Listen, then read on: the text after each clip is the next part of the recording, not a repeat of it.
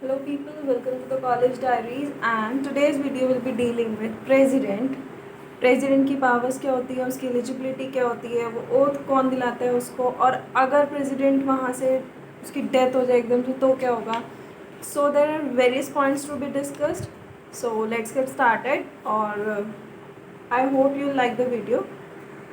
Eligibility के लिए 35 साल का होना चाहिए, इंडिया का सिटीज़न होना चाहिए और लोकसभा का मेंबर होने के लिए उसके पास एलिजिबिलिटी हो, प्लस वो कोई ऑफिस नहीं होल्ड कर रहा हो.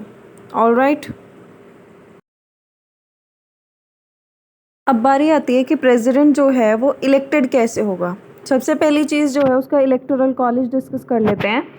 तो लोकसभा और राज्यसभा के मेंबर्स बोल दो, या फिर आप बोल सकते हैं elected members of both the houses. फिर members of each state Vidhan Sabha, state legislative assembly, state की जो असेंबलीज़ हैं वो पार्टिसिपेट करेंगे. ठीक. मेंबर ऑफ यूनियन टेरिटरीज़, और यूनियन टेरिटरीज़ में से हमारे पास 2 यूनियन टेरिटरीज़ हैं जिनके वो पार्टिसिपेट करेंगे और वो हैं दिल्ली और पुडुचेरी. ठीक है. तो यहाँ आपने देखा कि कौन कौन पार्टिसिपेट करेगा. दोनों हाउसेस के मेंबर्स, लेजिस्लेटिव असेंबली के मेंबर्स, यूनियन टेरिटरीज़ के मेंबर्स. ठीक है. और इसका जो इलेक्शन होता है वो होता है by the use of single transferable vote, या फिर आप उसको बोल सकते हैं प्रोपोर्शनल रिप्रेजेंटेशन. ठीक है. और इसमें एक चीज़ ध्यान रखनी है, इलेक्टेड मेंबर्स जो हैं वो पार्टिसिपेट करेंगे, नॉमिनेटेड मेंबर्स नहीं करेंगे. नॉमिनेटेड कौन से होते हैं? जो प्रेसिडेंट, जो आपका राष्ट्रपति मनोनीत करके भेजता है आपके लोकसभा और राज्यसभा में, वो पार्टिसिपेट नहीं करेंगे. ठीक है. जो हैं वो डिस्कस कर लेते हैं कौन कौन सी पावर्स होती हैं. ठीक. सबसे पहले यहाँ पर है हमारे पास एग्जीक्यूटिव पावर. यहाँ जो फर्स्ट पॉइंट है, सेकंड पॉइंट है, वो डिप्लोमेटिक पावर भी होती है. ठीक है. क्या है कि फॉरेन कंट्रीज़ पर ध्यान देते हैं, एम्बेसडर्स वगैरह का देखते हैं, वॉर और ट्रीटी उन्हीं के नाम पे साइन की जाती है, और वो यूनियन टेरिटरीज़ का ध्यान रखते हैं. प्लस प्राइम मिनिस्टर को अपॉइंट करेंगे, अटॉर्नी जनरल वगैरह जो अपॉइंट प्राइम मिनिस्टर के एडवाइस से करेंगे, यूपीएससी के मेंबर्स को अपॉइंट करेंगे, और सेंट्रल गवर्नमेंट के जो होते हैं उनको अपॉइंट करते हैं. जो अब लेजिस्लेटिव आए हैं वो हैं कि वो पार्लियामेंट को समन करते हैं, मतलब वो एक जॉइंट मीटिंग बुला सकते हैं और पार्लियामेंट को एड्रेस भी कर सकते हैं, वहाँ पर वो कुछ संबोधित भी कर सकते हैं. और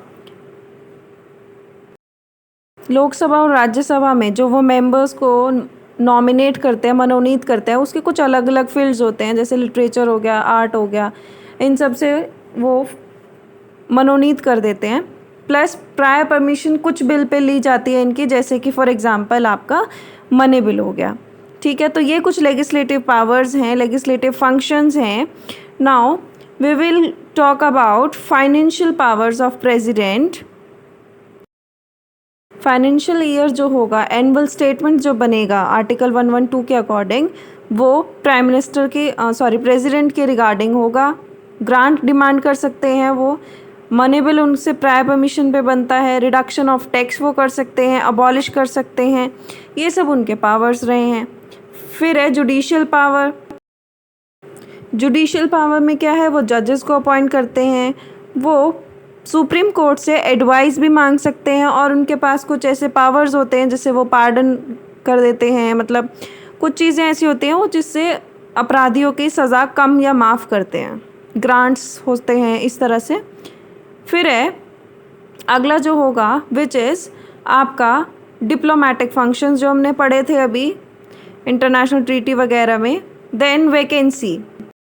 वैकेंसी टर्म जो है वो ख़त्म हो जाए 5 साल का, या फिर वो रिज़ाइन कर दें, या फिर इम्पीचमेंट प्रोसेस चल जाए उन पे, या फिर उनकी डेथ हो जाए, या इलेक्शन वॉइड कंसीडर हो जाए, मतलब इलेक्शन की वैल्यू ख़त्म कर दी जाए, या फिर 5 साल के बाद भी मान लो प्रेसिडेंट जो है अपनी चेयर पर जब तक रहेगा जब तक जो होने वाला प्रेसिडेंट है उसका अपॉइंटमेंट नहीं हो जाता, या फिर वो री इलेक्टेड हो तो वो तभी भी उसी पोस्ट पर बना रहेगा.